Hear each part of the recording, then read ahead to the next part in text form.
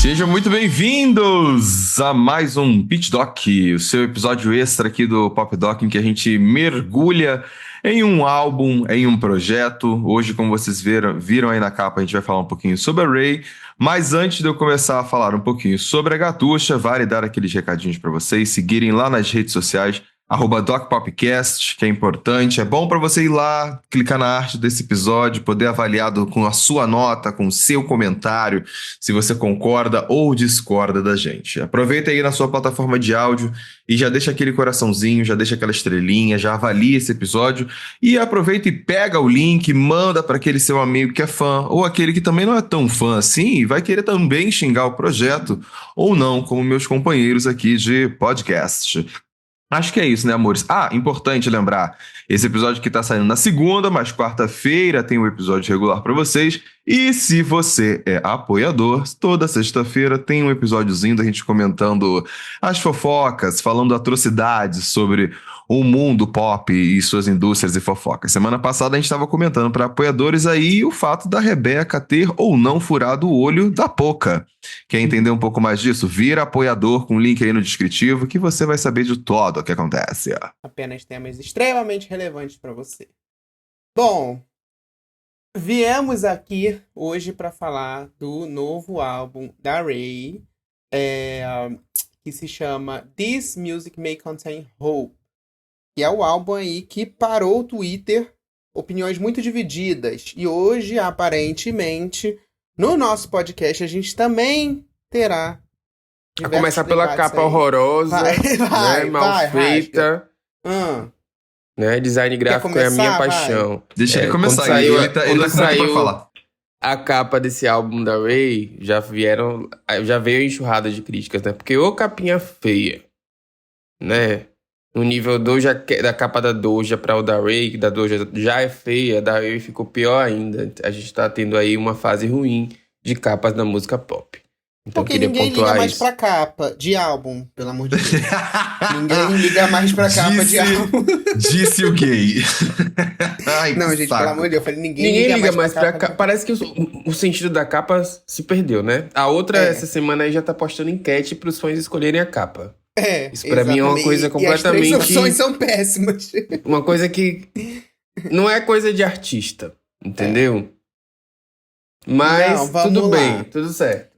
Eu acho que a Ray, falando da Ray, ela chega num momento aí em que a gente tá vendo o pop britânico ele ganhar força novamente, né? A gente, de tempos em tempos, isso acontece.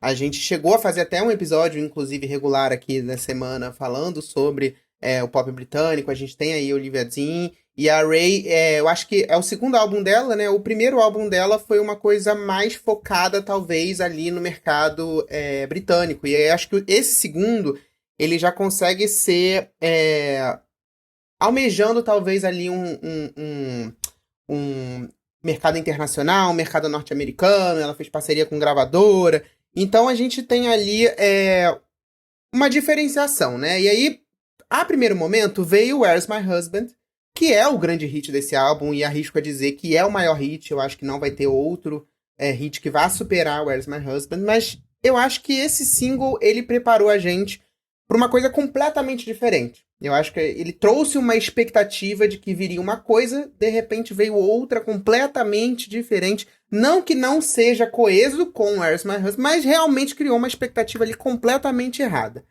Achei o projeto muito ambicioso, né? Ela coloca ali uma coisa que, tipo assim, eu sou fodona e vocês vão ver por que eu sou fodona. E aí teve gente que não comprou. Eu chamaria de pretencioso, não de ambicioso. Eu achei ambicioso. Aí vai de cada um.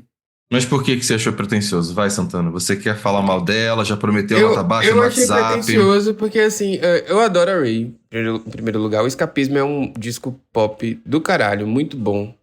Maravilhoso, muito bem executado. Ela é uma das melhores, talvez a melhor vocalista dessa nova geração, assim. É uma cantora que tem treinamento clássico até, vocal. Ela traz uma orquestra, a Orquestra Sinfônica de Londres, para a produção do projeto. A família dela tá no projeto também.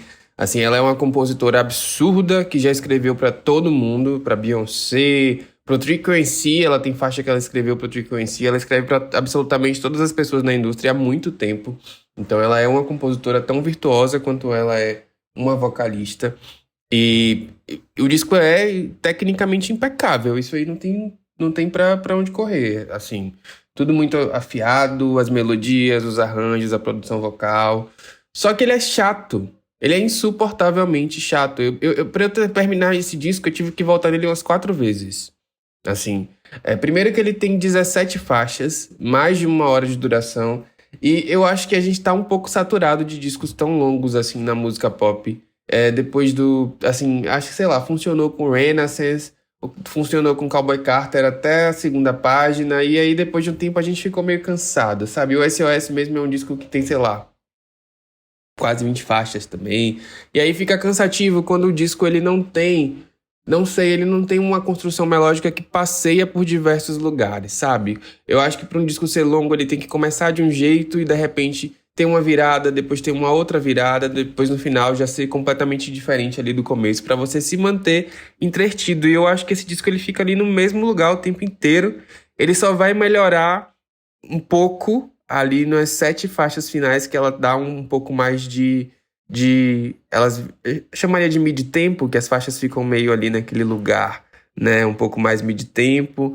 Só que o que mais me incomodou nesse disco é que ela queria fazer um audiobook, sabe? O começo do disco inteiro é falado, ela toda hora interrompe a faixa pra falar alguma coisa. Eu entendo que ela queria contar uma história, que é uma narrativa construída, só que ficou teatral demais, parece que eu tô ouvindo uma peça da Broadway, entendeu? E isso é chato. E aí eu fiquei nesse dilema, a Ray, ela é maravilhosa, não sei o quê. Mas ela fez um disco chato. É esse o meu ponto com esse projeto. Eu confesso que depois que eu ouvi esse álbum, eu fiquei com vontade de ter um audiolivro da Ray. Porque realmente ela lendo a história, contando a história, ela tem um negocinho. Eu acho que existe o gay chato do Twitter, que ele reclama quando o projeto ele é muito longo, e o gay do Twitter, que também, este mesmo gay, reclama quando a Luísa Sonza lança uma música de 1 minuto e meio. E aí você tem que se decidir o que você quer. Mas eu entendo que a Ray realmente fez um projeto maximalista. Tipo, quando você para pra pensar, realmente é uma coisa a gente não tá preparado pra isso. Não é à toa que eu mesmo me coloco nesse lugar, que quando veio o Lux, que eu acho que é um outro exemplo desse maximalista, essa coisa tão grandiosa, que demora, que conta a história, que você não consegue, às vezes, embarcar na história. E eu também acho que existe uma barreira linguística. Acho que por mais que eu seja fluente em inglês, a gente fale inglês, entenda inglês, eu acho que o fato do álbum ser em inglês, ele dificulta, quando é um projeto maximalista, da gente se identificar, porque chega um momento ali que a gente se perde, a gente vai fazer outra coisa. Talvez se fosse um álbum em português, que é a nossa língua nativa, a gente embarcasse um pouco mais na história. Mas eu fiquei meio também, assim, eu tô no meio termo. Eu tô no meio termo do Santana, que eu concordo com ele, eu também tive dificuldade, parei o álbum no meio, tive que voltar pra ouvir, porque eu não consegui ouvir de uma vez só, tem essa coisa um pouco cansativa. Mas eu acho que eu também vou concordar com alguns pontos do Paulo. Eu acho que a diferença pro Lux é que o Lux ele te transporta pra uma atmosfera que te deixa curioso pra ouvir. Por mais que seja da Ray não deixou? Não, pra mim foi ao contrário. A Ray me deixou mais curioso. Eu não tive curiosidade nenhuma. A Rosalia me perdeu nas primeiras músicas. Eu tô ouvindo uma faixa e daqui a pouco ela começa. Não sei o que. É Xuxa e no Mundo Encantado. Me poupe. É uma coisa meio Disney, isso é verdade. Eu tenho uma opinião muito que eu acho que vai de encontro com a postura e a perspectiva que o Santana teve um pouco, de que eu acho que quando uma artista ela resolve ser, e por isso que eu achei ela ambiciosa e ousada nesse ponto, quando uma artista ela resolve fazer um projeto que é totalmente diferente do anterior dela, ela gera uma estranheza. Rosalia passou por isso quando fez Lux, Beyoncé passou por isso quando fez Cowboy Carter. Ambos álbuns gigantes, inclusive, e ambos também são álbuns que também resolvem contar histórias.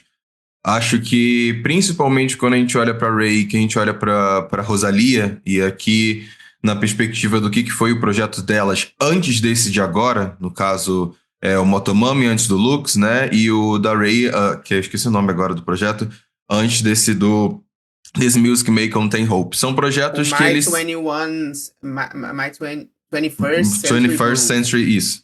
Ela nomes péssimos pra álbuns, tá, Ray? Vamos concordar. Olha, Eu barreira chamei de linguística. Escapismo, meu Deus, Né? Escapismo é o single, gente, pelo amor de Deus, o nome do álbum é outro. Isso. E aí eu sinto que quando ela se propõe a fazer algo muito diferente do que ela ganha, do que faz ela ganhar o mainstream, e aqui a Rosalía principalmente e a Ray principalmente entram nesse balaio, acho que ela gera uma estranheza muito grande. Principalmente quando a gente para pra pensar no que o Levi tava abrindo no episódio, de que Where's My Husband é muito mais pop, muito mais flertando com o que a gente conheceu da Ray até esse momento. Acho que, pô, e aí o sintoma disso pra mim se reafirma com a fala do Santana quando ele diz pra mim que as últimas músicas do projeto são as mais interessantes sonoramente pra ele falando. E aí tem tudo a ver porque é justamente a parte do projeto em que ele fica mais pop do que necessariamente musical. Ele fica menos instrumental de trazer Hans Zimmer, que enfim, é compositor de filmes e mais filmes que eu achei Isso é muito babado. foda ela fazer Isso é isso. babado. Que é a partir do momento em que ela resolve tornar o projeto dela um pouco mais pop e um pouco mais palatável. Não é à toa que o Where's My Husband faz parte justamente desta segunda metade do projeto. Eu não tenho problema nenhum com esse projeto. Eu acho que ele diferente. Eu tô com o Levi nessa de que ele foi um projeto que me deixou mais curioso do que o da Rosalía, porque eu ficava interessado pelo que ela estava querendo contar. Eu acho que a ideia dela de trazer esse lugar que lembra, inclusive eu resgatei nessa memória porque eu tenho um amigo que gosta de rock e já me falou desse projeto. Existe um projeto do Queen que ele tá um pouco num lugar um pouco parecido com isso, dessa contação de história, de ser essa ópera trágica sobre o amor, no caso aqui da Ray. E eu achei muito interessante ela resolver chegar no segundo projeto dela e ser muito bucetuda, desculpe aqui o termo, de querer fazer um projeto em que ela chama, acabei de citar o nome dele, o Hans Zimmer, que é compositor de diversos filmes, para justamente contar um filme pra gente enquanto ela tá fazendo a história. Eu achei interessante a forma como ela trabalha com R&B. Os vocais dela estão absurdos. Acho que na música I Know You're Hurting sim, ela brincando de cantar. Acho que tem alguns momentos no projeto em que ela traz essa pegada de R&B. Acho que Lifeboat, que é uma música que é totalmente... É a mais pop do álbum, é a mais eletrônica do álbum, inclusive, que chega no momento de virada do projeto, que é justamente quando ela começa a trazer essas músicas que são mais animadas. Por incrível que pareça, já que a gente estava citando aqui, inclusive, a Rosalía, eu voltei muito mais nesse álbum já do que o da Rosalía. Apesar do tamanho dele. Foi um projeto que me pegou de surpresa, me pegou desprevenido. Eu não esperava isso. Acho que tem muito da Ray que a gente conheceu de ser aquela menina zoeira, brincalhona. Tipo, ela tem uma música que ela canta o tempo todo sobre ela estar se achando feia, sabe? Eu dei gargalhadas ouvindo essa música. Falei, cara, que garota maluca. Mas que ao mesmo tempo em que ela brinca com esse R&B, que ela brinca com esse pop, que ela vai pro EDM, acho muito foda a forma como ela não larga a mão do jazz nas coisas que ela faz. Instrumentalmente falando, na forma como ela lida com os vocais e com as próprias backing vocals dela, em que ela trabalha esse lugar que vem um pouco do gospel, mas ao mesmo tempo que anda alinhado com esse lugar do jazz, que é o que ela é apaixonada. A Ray, inclusive, é esse tipo de artista que estava fazendo turnê aqui no Brasil, e no Rio de Janeiro ela fez um tipo de turnê completamente diferente do que ela fez no C6 Fest, só porque ela virou pros fãs e falou assim, vocês querem que eu faça um show de jazz? Os fãs falaram assim, queremos. Ela falou assim, tá bom. Ela mudou o setlist inteiro para poder apresentar um show novo. Então acho muito foda ver que ela é essa artista com muita fome, com muita vontade de fazer música, e é evidente isso no projeto. Mas não acho que ele é de todos.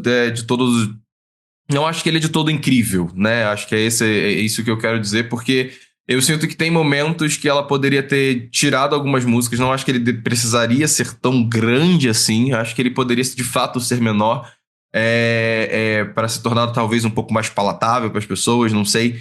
Mas eu tenho a sensação de que ela resolveu brincar e brincou, sabe? Ela deu uma de Rosalía, assim, de falar, cara, eu quero fazer uma parada grande mesmo. E é isso aí, tá? É isso aí que eu quero fazer. E foi lá e fez.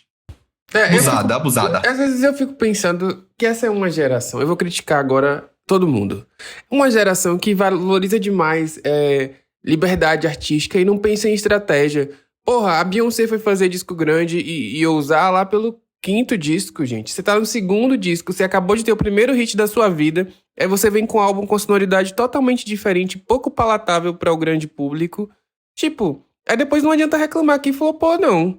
Sabe?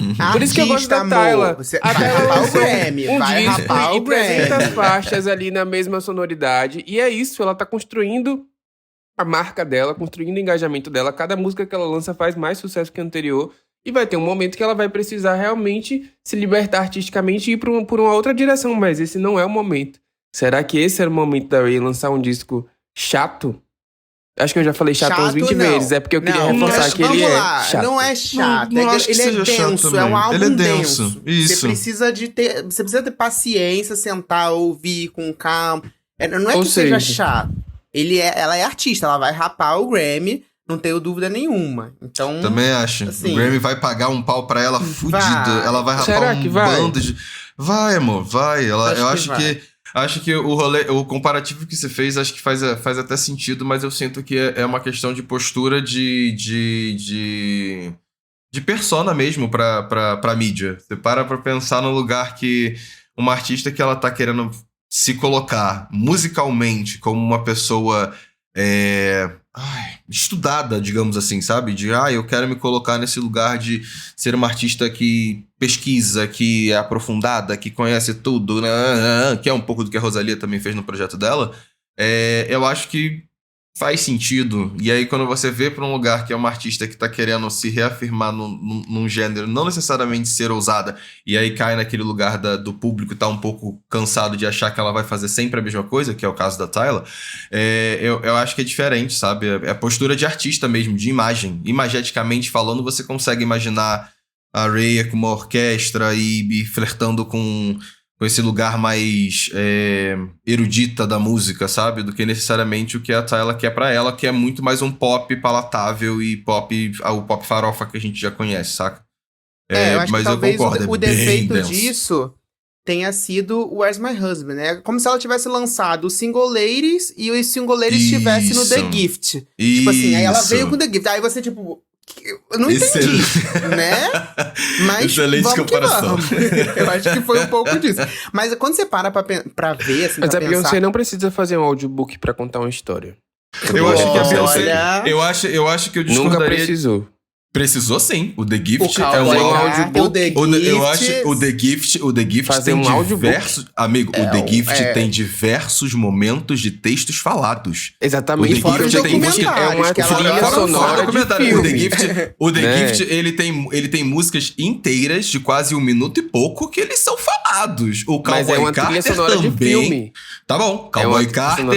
Cowboy Carter também tem músicas inteiras que são faladas. Inclusive, não fiquei com a sensação de que eu tava ouvindo o Pop Doc Podcast e ouvindo o Cowboy Carter. Foi Nem só um pela exemplo. Beyoncé. Essa comparação é completamente esdrúxula. A gente comparar a Ray com a Beyoncé é uma coisa que não faz o menor, assim, não faz muito sentido. Foi só eu só pincelei ali pra gente entender o que foi. Porque realmente são, assim, artistas completamente diferentes, momentos de carreira completamente diferentes. Completamente diferentes. E se a Ray tentou ser a Beyoncé, pode ter sido um pouco pretensioso, não mas acho que ela tentou ser a Beyoncé. Não, também acho que não. Não acho que ela tenha tentado. Mas pra mim é uma sensação e pra mim é uma questão de expectativa. A partir do momento que você abre um projeto em que a pessoa ela propõe a contar uma história e ela vai até o fim, inclusive colocando créditos na última música dela, é uma música que é literalmente créditos. Ela é literalmente créditos. Nossa, que interessante. Algumas artistas elas erram muito nesse lugar de fazer uma música final. Inclusive Vitória Monet tem uma música péssima que é bloqueada. É a única música da Vitória Monet que é bloqueada do álbum dela que eu acho péssimo. É uma última música que ela tá agradecendo a família dela. Mas enfim, acho que a Ray, quando ela se propôs a meter esse louco de contar essa história, de contar essa história trágica de romance, me deixou curioso pro que ela foi fazer visualmente falando. E aí eu fui, obviamente, assistir justamente o clipe que ela lançou junto com... que é a música do Hans Zimmer. E eu achei muito interessante, porque visualmente falando, esteticamente falando, quando a gente tá falando da videografia dela, principalmente nesse projeto de agora, com Where's My Husband também, eu acho que tá muito bonito o trabalho que ela tá fazendo esteticamente, sabe? De que ela tá preocupada em entregar clipes que são são verdadeiros filmes, assim. Para quem ainda não parou pra ver o clipe de Click Clack Symphony, vale muito a pena, porque tá muito bem produzido. Muito bem produzido. Essa A música gatinha é linda. gastou E dinheiros. Outro destaque também que eu achei que ficou muito bonito, que me pegou também, foi Fields, que tem a participação do avô dela. Sim. E aí, ele inclusive é um dos compositores da música, e ela perdeu o avô há pouquíssimo tempo, acho que foi há 2 meses antes dela lançar o álbum. Eu não sei nem se estava planejado essa faixa ou se ela acabou lançando. Eu não, assim, nem sei a história direito, mas é muito bonito quando você pra ouvir ali. É uma contação de história, mas é bonito ali no álbum, tá no meio, e ficou como um dos destaques pra mim do álbum, tanto o Click Clack Symphony, né, do Hans Zimmer lá. Gente, quem não sabe quem é Hans Zimmer, o cara Pelo amor de tipo Deus, assim, vai ajudar. Gente, ele compôs, tipo assim, Rei Leão, música de Missão Impossível, do Príncipe do Egito. Assim, só, se você olhar o currículo dele, É só filmão. só pedrada, é só bizarro. Então, ela ter conseguido mandar uma mensagem pra ele e ele topar, já mostra que ela é artista, né? Então, corre aqui, fala aqui. Eu queria finalizar esse episódio dizendo que eu sinto falta da época que existiam empresários carrascos e que a gravadora ditava as coisas. Sabe? Ai, querida, você não vai fazer isso, então a gente não vai lançar Não o seu precisa álbum. ter saudade disso, amigo. Mas eu sinto falta, eu acho que as gravadoras tinham razão em muitos aspectos, a gente precisa falar Mas a verdade. ainda existe gravadora fazendo Entendeu? isso com muito Mas, artista. sabe, liberdade artística demais, a gente querendo fazer... Ai, não, a gente precisa você quer que da a volta Ray- da exploração das cantoras. Eu Seja acho que que a ele Ray seja a Tyler, artista. ela não é Exato, a Tyler. eu ia falar isso. Eu acho que ele tá a esperando outra postura. Ele tá Outra esperando uma coisa. postura aqui que Quando é de você olha outro pra artista, Ray, sabe? a Ray é a filha da Beyoncé com a Amy House. É isso. É bem Eu não doida. gosto Propõe a dessa fazer. comparação com a Beyoncé, amor, porque a Beyoncé soube jogar o jogo até o I'm Sasha First. Depois que ela entendeu que ela não precisava mais jogar o jogo, que ela mudou. Não gosto dessa comparação. Mas eu Mas acho que... enfim, vamos às notas, né? Vamos às Não notas. quero ir Você pra vai nota ser ainda o não, porque primeiro. eu tenho comentários a fazer ainda. Ih, rasga. Eu acho que quando a gente tá falando vocalmente da Ray, são 2 músicas que eu queria falar porque eu achei que ficaram muito fodas vocalmente falando. Quando a gente fala de I Know You Hurting, eu acho que ela brinca muito, mas quando a gente chega na 11ª, que é a Nightingale Lane, eu acho que ali ela foi assim, embora. Ela falou, cara, eu quero entregar vocais. E são 2 destaques pra mim, como você estava trazendo outros destaques, eu queria trazer esses 2 nesse lugar de uma pessoa que tem um potencial vocal bizarro e realmente é um dos melhores da indústria. E que fica aqui de dica de que alguém quer ouvir uma música que ela cante muito, que ela solte o gogó. Pode ir pra essas 2 desse projeto que ela tá realmente brincando, assim, de cantar. Então assiste o The Voice US também, tem muito vocalista lá. É? Vamos Tá para as comparando notas. Olha, ele se contradizendo, né? Ele chama ela de melhor da indústria pra depois comparar ela com pessoas de reality show qualquer, mas enfim. Não, mas eu gostei que pela primeira vez nesse podcast o Santana realmente bancou o que ele falou que ele faria. Vamos ver. Agora eu Quero ver o a final. nota. Eu quero ver a nota. Podemos porque- dar as notas? Pode Podemos dar, dar as vamos notas? ver. Rasga. Então, final de semana eu estava decidido a dar 4 pra esse disco. Meu Deus. Aí depois Ah. subiu pra 5. Uhum. Mas eu acordei hoje e escutei as 7 faixas finais e eu gostei um pouco mais do que eu tinha gostado antes. Então eu vou dar um 6. Porque só por isso. Minha nota final vai ser 6. mentir. Você não tá querendo sustentar a nota que Não tô você mentindo, queria não. dar. É a nota mais baixa que eu já dei nesse quadro até hoje. É a nota mais baixa. É um 6. Ai. Eu dei tá 7 bom, pra vai, Luísa Paulo. Sons, eu acho, pra você ter ideia de quanto eu odiei esse disco. Ai. Não, a gente já sabia que isso ia acontecer, Levi. Já era previsível. Eu esperava menos, mas tudo bem. vai. Mas faz parte. Assim. Minha nota pra Ray é 9. Eu acho que é um Nossa. projeto que ele me chamou a atenção pela ousadia que ela resolveu fazer, pela forma como Como ela é resolveu brincar performático esse com Paulo jazz. Correia? Eu falo mesmo. Amigo, Me não sou poupe. performático, sabe por quê? Primeiro que a opinião é minha e a nota é Me minha. Então, poupe, não me tô poupe. aqui pra agradar você.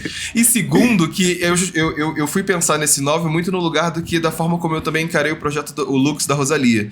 Se o Lux da Rosalía, apesar de não ser um álbum tão palatável, do qual ela resolveu ser ousada por usar orquestra e ópera pra poder fazer um projeto que foge do óbvio pra ela, e é um projeto que é muito bem produzido e muitos vocais muito bem feitos, eu tenho que dar o mesmo mérito pra Ray, que é um álbum muito bem produzido, com vocais muito bem feitos, e me chamou a atenção pela ousadia de ser um segundo projeto, ela queria fazer um bagulho desse. Eu falei assim, cara, realmente, você que é um artista independente, podendo fazer o óbvio do óbvio, sabe? Podendo chegar com mais um escapismo, ela resolveu falar assim, não quero fazer. Quero continuar na minha...